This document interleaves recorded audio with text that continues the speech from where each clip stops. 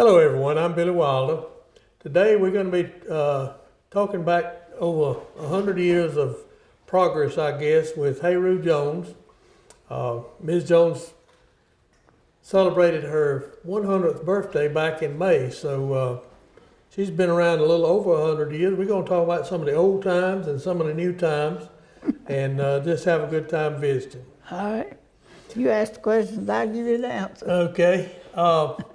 Ms. Jones, where were you born? Where? Yes, ma'am. In Wake County. In Wake County, up toward Roseville? Yeah, between Roseville and Wake Forest, back in there. Right. And your mother and daddy had how many children? 7. Had 12. 12. 12, right. Started at 17. Had 7 boys and 5 girls, I believe. No, I'm wrong. Had more girls than boys. Yeah. And we've got a picture right here on the table of, I believe, when you were a little bitty girl. Yeah. That was a long time ago. Long time ago. And lots has changed since then, hasn't it? Right. Your parents were who? Florence and John Edwards, right? Yeah. Mama was a Pierce. She was a Pierce. And where was she raised, you know? Nash County. Back in Nash County. That's as near as I know. And I believe you told me one time that she had very little bit of family. She didn't have, when she died, she didn't have but one relative, and that one she didn't know where it was. Right. Let's think a little bit about when you were growing up. Lots changed since then, and we you know, the young people don't really know much about what times used to be years ago. What was one of your favorite things when you were a little girl growing up to do, playing wise? I like make playhouses. Playhouse. How'd you do that? Take old broken glass, or anything we could find to use for dishes. Right. And that's what we used and made dishes out of. Did you use any tobacco sticks? We used a little everything. Right. And you had plenty of girls to play with. Oh yeah. And what were the boys doing during that time? Playing ball. Playing ball. You know, one of the things that all the folks around Knightdale know is that all the Edwardses enjoyed playing ball, didn't they? Yeah. All the boys.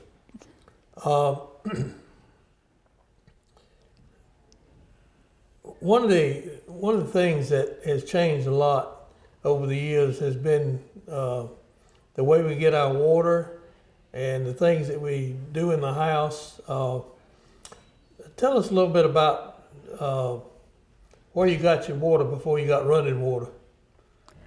Well, we had told one time, first place we lived, I had to get it from a spring. Mm-hmm.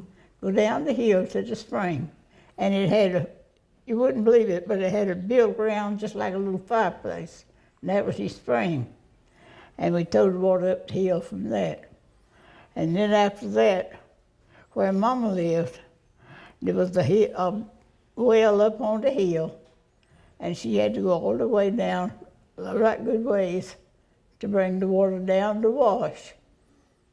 That's the way we had to travel with it. And it was moved one bucket at a time, right? One bucket at a time. Well, let's talk a little bit about wash day, because wash day has sure changed. It sure has. In the last 100 years, hasn't it? Sure. Tell me about old time wash days. Oh, Lordy. Used to take me all day long to wash. Mm-hmm. Hang out them clothes. And I had more shirts and blue jeans than anybody in the country. But What kind of soap did you use? sometimes we used lye soap. Then again, we had some boat soap. Mm-hmm. Did you make your lye soap? Yeah, sure did. Me and Mama together. Mm-hmm. And people nowadays don't know much about how to make lye soap. Do you remember how you made it? They don't even know how. I don't remember now.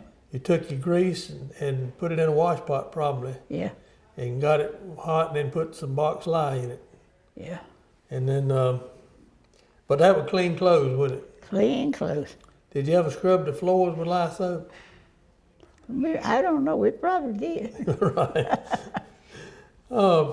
Now let's go back to when well, first of all, for a long time y'all lived on what was called Lewisburg Road, Yeah. and that was on a place that you call what? Riddick place. The Riddick place. I've done a little bit of research on Dr. Riddick, and when you were, well, I was asking you early on how old Dr. Riddick was when you were growing up. He was 50 years old when you were born. And Dr. Riddick was the first football coach at NC State. I bet you didn't know that, did No, I didn't know that. you? He owned a lot of land out on Lewisburg Road. In fact, it's the land where Wake Tech Northern Campus is now. Mm-hmm. And back then, was Lewisburg Road paved? No, nothing won't pay. Where did y'all go to shop to buy what groceries you bought? I guess we went to Raleigh 'cause we don't know where else to go. Well, how about Roseville? Was it Won't easy? Won't nothing at Roseville. Okay, Get up there, won't nothing to buy. right. How did you travel mostly back then? On the wagon, On the wagon? yeah. And that was not very fast, was it? Tell me something about Dr. Riddick's place that you remember. You were talking to me about the pecan. He had a pecan grove, I believe. Oh yeah, he had about 100 pecan trees. And when the bad ones would fall off, he wanted them picked up and burned to keep them from contaminating the others. He'd pay us so much a pecan, for so many pecans rather, to pick them up and put them where he could burn them. Mm-hmm. So I always look forward to see him come and pay my money. Y'all lived at that place a right good while. Yeah, right good while. And I believe I remember one thing we had. There's a big old oak tree in that yard, had long limbs. And we'd get up in there, Mama said she'd just draw up. We'd get up in the swing and fall off and just bounce and scare her to death. So that's one of my memories. Well, tell me about your airplane memory. You had one of them up there too, didn't you? Yeah. Well, Daddy always planted peanuts. And if we could get to where he'd plant them, we'd sneak up and scratch us out some where he just planted. So I was over there sneaking peanuts and heard something coming, just making the awfulest noise, and looked up and I didn't know what in the world I saw. It was an airplane. But I went to the house just flying, and there was a little ditch between me and the house, but I jumped that ditch, went right on over. But that was the first thing I'd seen of an airplane. And that when you were a little girl back then. Little girl. Mm-hmm. So you gonna sneak a few peanuts, but the airplane scared you away. Yeah, I snuck them. And let's talk a little bit about school. All right, School's changed a whole lot. a whole lot. Where was your first schooling that you remember? Well, you mean where I went? Where and what kind of school? Well, it was a 3-room school. And I went there till I was 7 years, not 7 years, 7th grade? 7th grade. And then I had changed. I went to Roseville. And I stayed, I forgot what grade it was when I went out of Roseville, had to move on. That's when I went to Millbrook.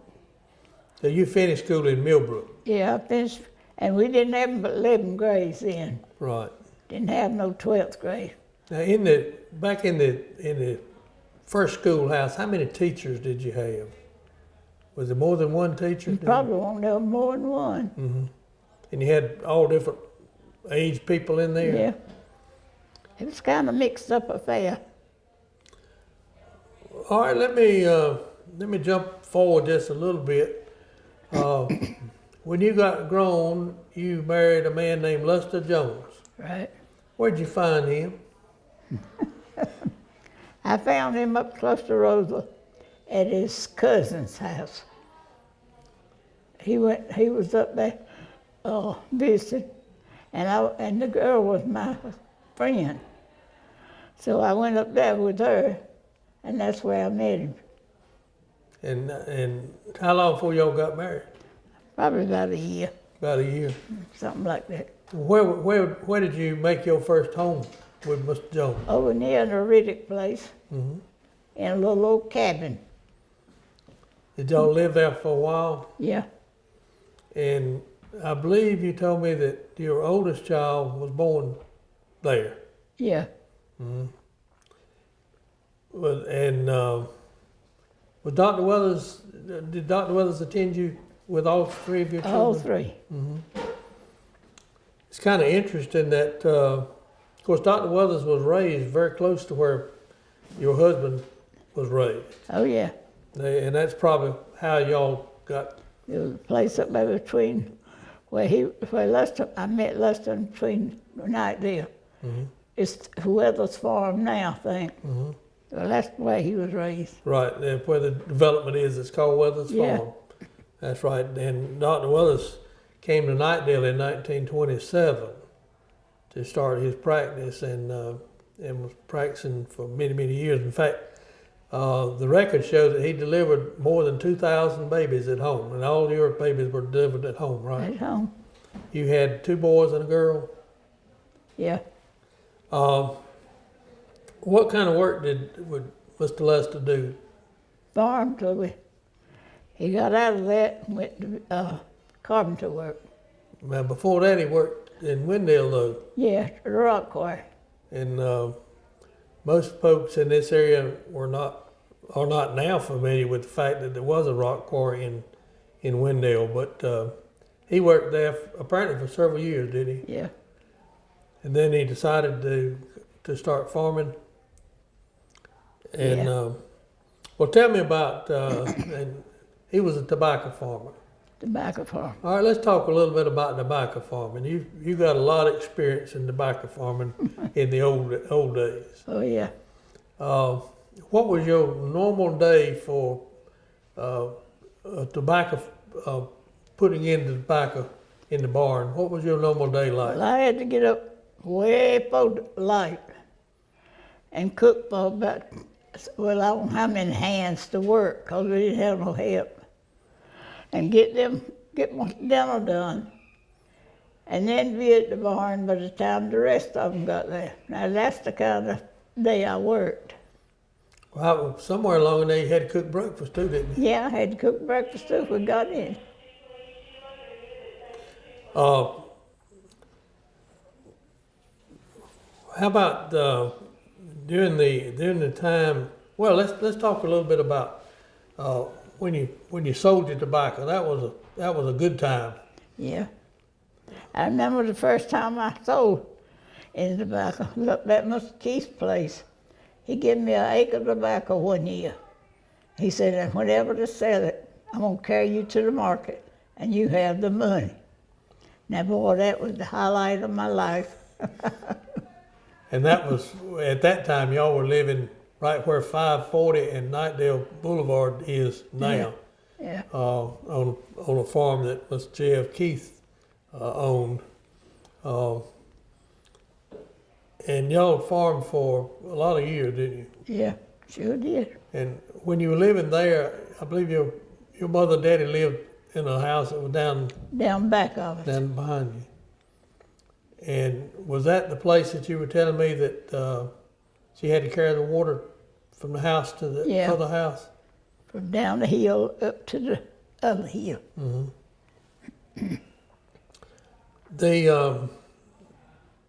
Your family you had 2 boys and a girl, Yeah, and each of them, I think, had 2 children, yeah.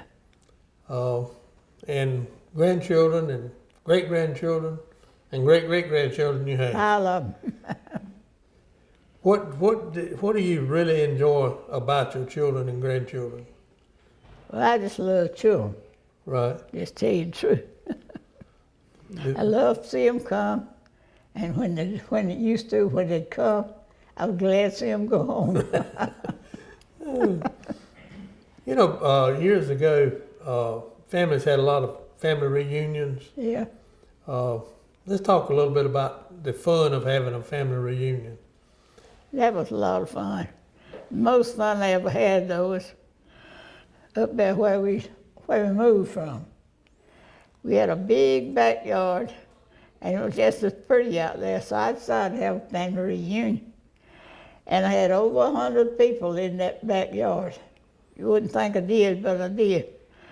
And they had the best food. I had a niece from Shelby call me about a month ago, talking about how good she enjoyed them chicken dumplings and divinity candy. And there's a little story about your chicken and dumplings that's kind of interesting to me. Tell me about it. I just don't eat it. That's something I wouldn't even give to my dog. But you cooked a lot of it. I cooked a lot of it, but And everybody else seems to like it. I never eat it. How about, at one point in time, you were called the Applejack Lady. Yeah. And that's for folks that don't know what Applejacks are. They just didn't know what Apple Jacks were. Now it's called fried apple pies. Right. Uh, But they ain't nothing like my Apple Jacks. and you used to cook right many of them. A lot of them. For bake sales. Right. You told me that you cooked some for a bank Yeah. one time. That Sale. night there. And the folks come to the house and tried to buy them for you. And I didn't let them have them. I told them go to the bank. And you also, when the volunteers from church were working on the cemetery, they always kind of looked for you, didn't they? Yeah, always carried them Apple Jacks and sausage biscuits. Right, Sausage biscuits from Gladys Harue. right. Now, talking about biscuits, how many biscuits you reckon you ever made? Oh, millions. I recall that that your husband was not a very good fan of sliced bread. He No, sir. If he got up in the morning for breakfast, now this sounds crazy, he liked some strigoline, some biscuits, and 2 or 3 slices of tomatoes, good ripe tomatoes. That was his breakfast. Best breakfast he ever had. If he just had a biscuit, he'd make it home. Did you send biscuits when he was working at the quarry for lunch? I'll tell you what's the truth, I don't remember much about that. I don't even remember whether he came home or what. That's been a long Yeah, at that time y'all lived in Wendell, so he wasn't very far from the Well, quarry. we lived, it was a nip out there to the quarry. Right. There was some little rental houses. One of the things that y'all used to do, you told me, was have fish fries too. Oh, yeah. We had fish fries, and sometime I think, well, I don't know how many's coming today. Lester come in, he said, add 2 more. They got 2 more coming. I'd add some more. First thing you know, come in, add 3 more. I never knew just how many was coming to the fish fry. So I just kept adding stuff. One of the things that we talked about earlier was on wash day. Wash day lasted a long time. It did. Take all day long to make a wash. What did you think when you saw the first washing machine? Oh, I was so happy. Whew. I could just had a fit. It took a lot of time away from wash day, didn't it? It sure did.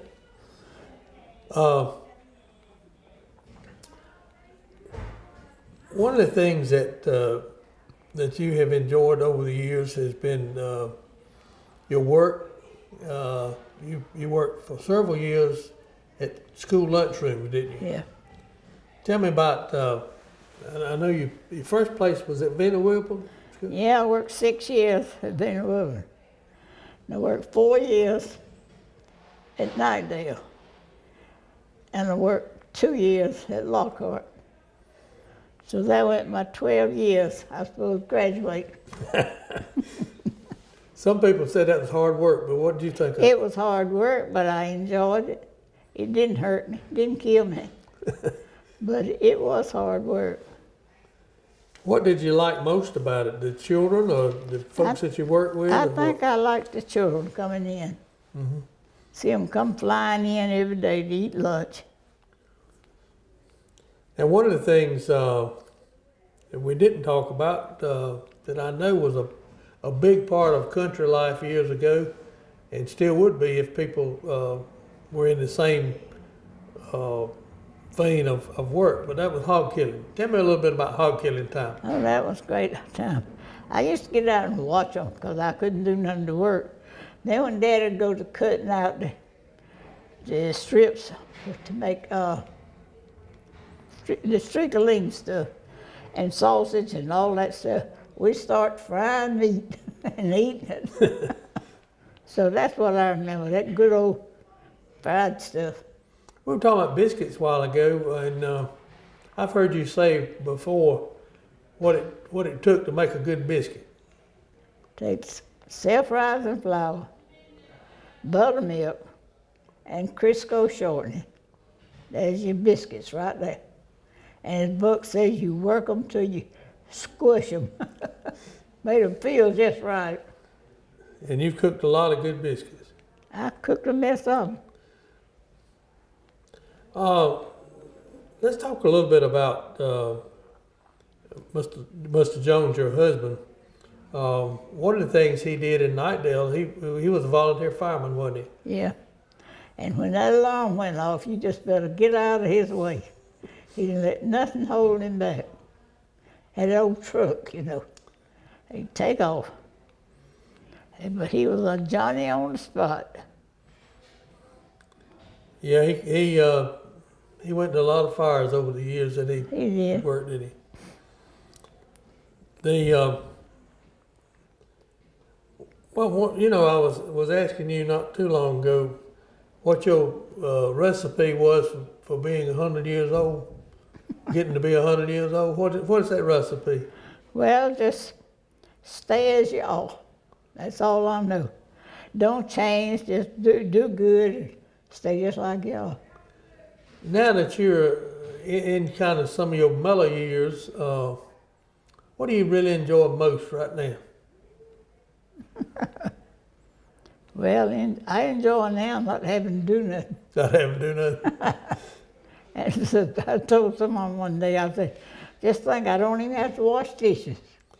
Well, how about bingo? I know you don't like bingo. Oh, Lord. I could live my life with bingo. That's the happiest time of my life when I just sat down to the bingo table. And you kind of like to win too, don't you? I kind of like to win. If I don't, I say, well, there's another day coming. Try again. Right. Well, we've talked about a lot of things that's happened over the years. You've seen a lot of changes, haven't you? Sure have. Did you ever think Nightdale would look like it does today? No, never did. Yeah. Won't much of a place when I first married. Not many stores, not many things to do either, was it? No, nothing to do. You were telling me when we were talking earlier about two of your sisters and their car driving. There was when we lived at the Riddick place, we'd have to go down. We lived on Lewisburg Road. Right. We went across up a hill there, and Libby and Bonjean, they wanted to get out there and play, see which could ride the fastest. They couldn't ride fast because the car didn't even go fast. But I stay out all the time about trying to race up that hill. I'm sure with as many that were in your family that there was a lot of fun going on. Oh, yeah. Oh, one of the things I forgot to ask you, how in the world did you get me named Harue? Well, my mama had a book that had Chinese twins in it. One of them was named Harue, one Matsu. So you see, I could have been Matsu. Well, there's not many people named Harue, are there? No. But you know, Buck found two people down close to Rocky Mount that had my name. Is that right? Yeah, sure did. And your name is caused you to be called a lot of different things. Oh, yeah. Harry and Horn and a whole lot of things. And one that's kind of interesting was Ain't Kangaroo. Oh, yeah. I got one. I live Ain't Kangaroo as long as I live. At Bruce, you hear her coming down the hall, she goes, "Hey, kangaroo." And her daughter was, when she was born, she couldn't say Harue. She called me kangaroo, so that's where the name went. Right. Well, it's certainly been fun talking to you about the old days and the current times, and you know, one of the nice things about you being who you are, you've been a good mom-in-law Well, thank you. That's very kind. for many, many years. And it's been a real pleasure talking to Harue Jones, now over 100 years old. She has been around Knightdale, Wendell area all your life, That's right. and has enjoyed, I think, pretty much every minute of it. Every minute. And thank you so much. And I've had a good son-in-law. This is Billy Wilder saying, see you next time.